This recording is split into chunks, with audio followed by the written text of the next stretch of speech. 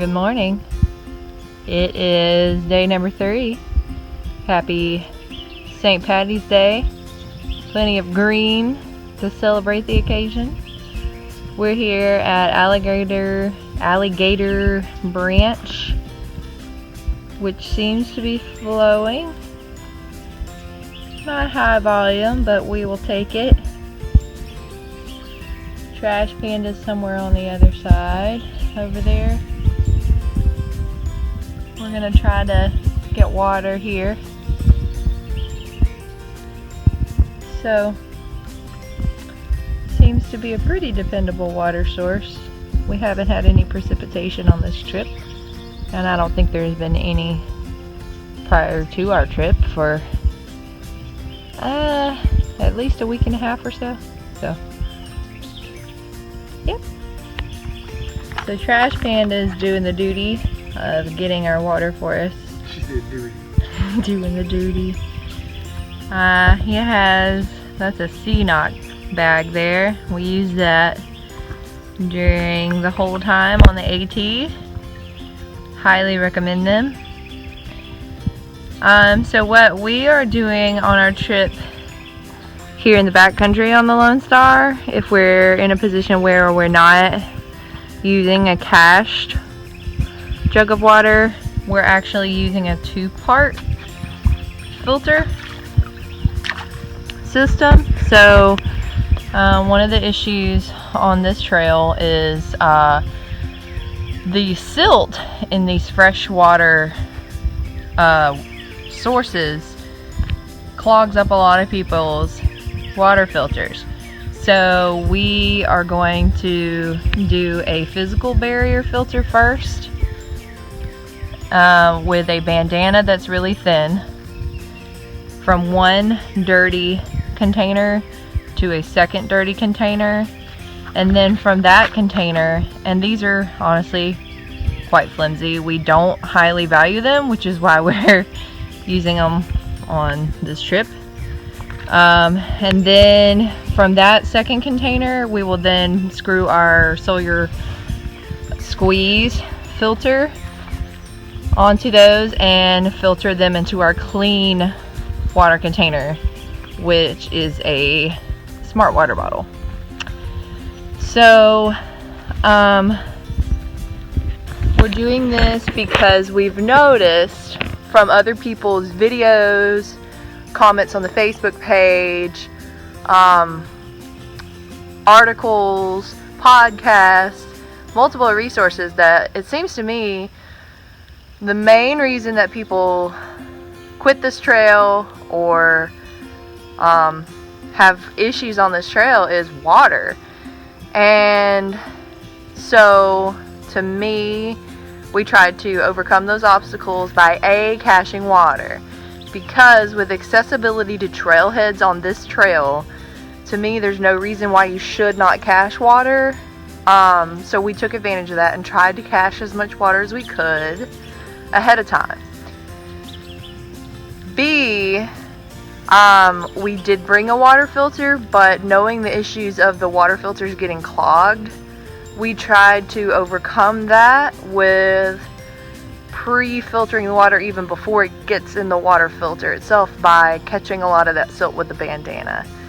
So we're going to try that out. We've actually already done it prior to this water filtration, and it seemed to work just fine. We did that with the water at Lake Conroe and had no issues. So of note, you can back flush your filter.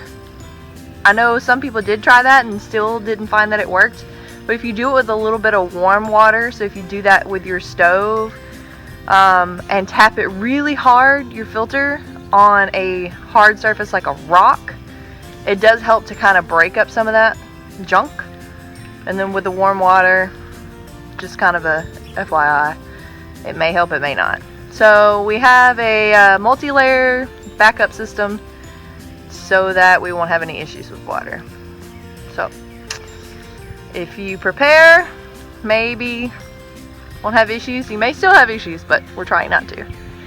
So I will show you Trash Panda doing our thing with the water.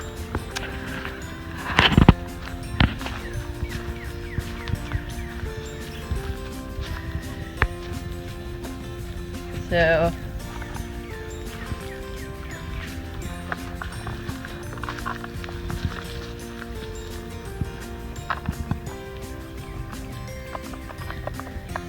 that little piece with the pink duct tape on it is a little adapter that you can buy to go with your water filter.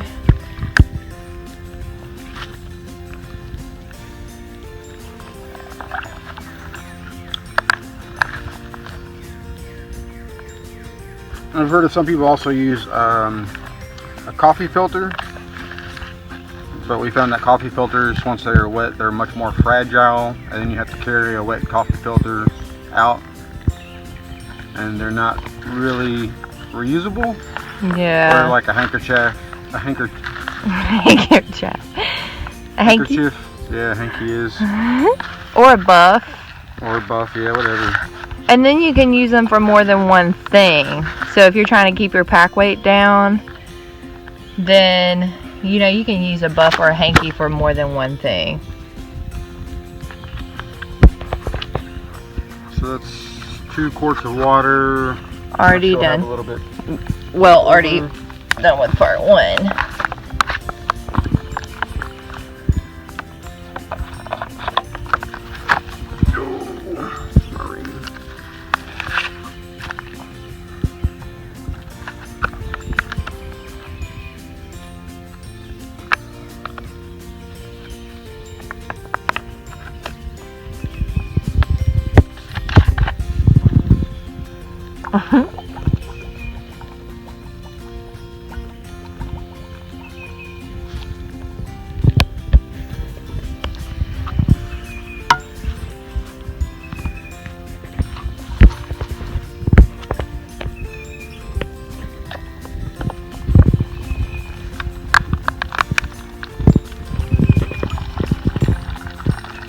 And then this is part 2.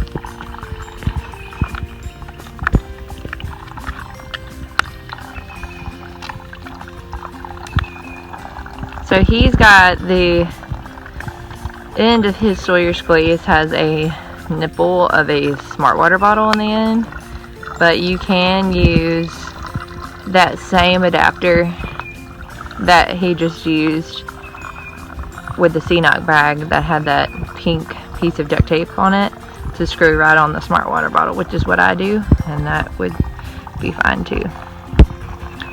And there you have it. Flowing like a dream, straight from Alligator Branch. So, second water filtration in the back country of the Lone Star. Working out well. So far we've had 2 water caches and 2 water filtrations that have done well.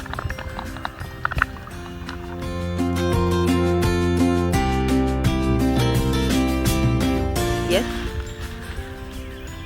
Alright, so we got this sport bottle cap. We're going to pull off of this one. And we're going to put it on our clean bottle.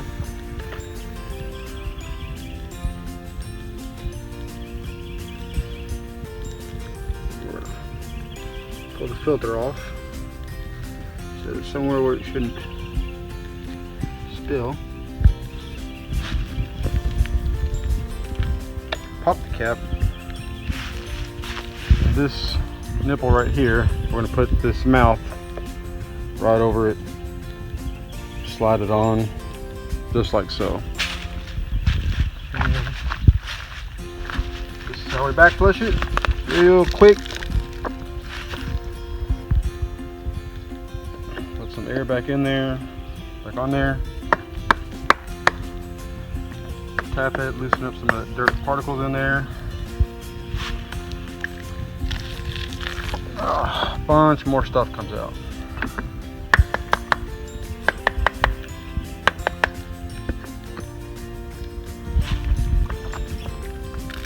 Just do it till you're satisfied, and I'm good for now.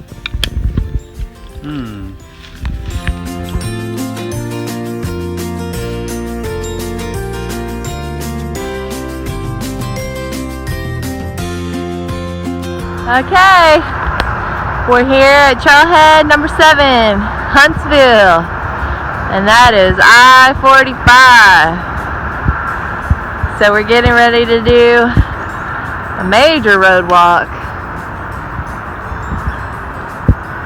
See how it goes. Not much of a parking spot here for those of you curious. I would not leave a vehicle here. Here we go.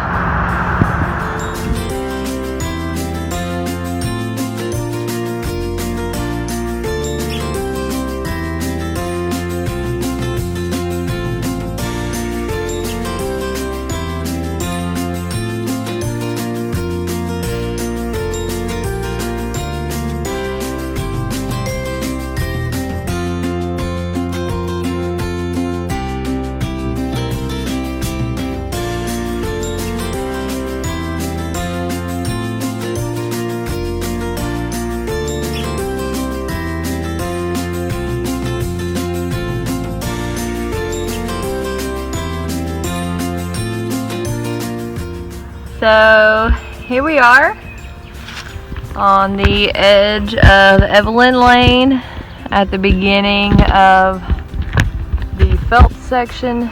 There's the trailhead, and wanted to take a minute to rest for a second and comment on that road walk situation. If I told you that was pleasant, I would be lying. So we're gonna get real for a second. I feel like there was a lot of talk about the Stubblefield Bridge situation and the East Fork of the San Jacinto River, but nothing was really mentioned specifically about how much the road walk on I-45 would suck. So this is a public service announcement. It's gonna suck. It's under active construction, which we kind of already knew that coming into this, because we're fairly local. So they've rerouted it a bit, meaning you have to walk a little bit further, so not terribly far. But once you get on Park Road 40, there are large trucks that come by. I'm not kidding you. Like every minute, if that. And we thought, wow, is this because of the construction? Because that's a lot. Well, when you get to the junction of Highway 75, you'll see that there off to the left, if you're headed eastbound, is some kind of, was it like a rock quarry or tree cutting service, or what was it? No, like a dirt pit. They're just using dirt fillers. Yeah, so and driving those trucks to the construction on I-45, dumping the dirt. So it's a double whammy. You get those dump trucks that are coming all up and down Park Road 40, where there are not really any shoulders constantly. So it's kind of a dangerous situation, I would say. Wasn't super excited about it. Also, we love our trail maintainers. We appreciate everything you do.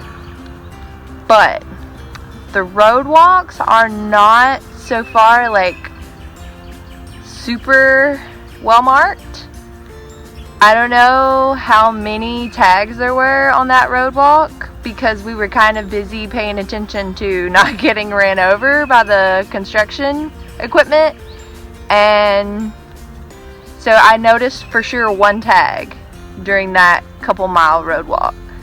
So, on the AT, just saying, I mean, that's what we have to compare. There were markings on the actual asphalt, so maybe that's something to consider for this trail. I know it's not always possible to mark the trees or to put posts in the ground, but just something to consider. So yeah, there's getting off the soapbox. It was not the funnest thing in the world on this trail. I know that we are not done with road walks, but hopefully that is the worst one. Anything you would like to add on that? No, I'm good. Okay, well, we're gonna take a break before we start the Phelps section.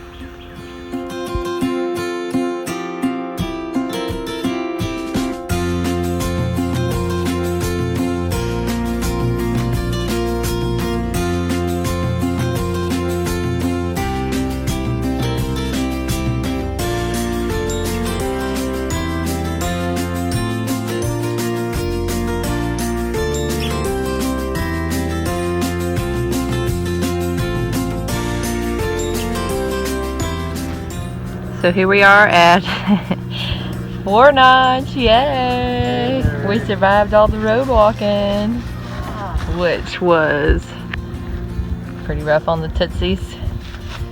And this is where our resupply of food is waiting. Well, that's some backup gear too, and big old water jug. There's the rest of our goods. Ignore the axe handle. That's good old SFA gear from basketball game last weekend. And yep, this is such a nice trailhead. There's a lot of cars here, or there were several. It's nice, wide open, great camping, great accessibility. This is definitely my favorite trailhead so far. So we are going to rest our feet for a minute and see if we can't snag a beer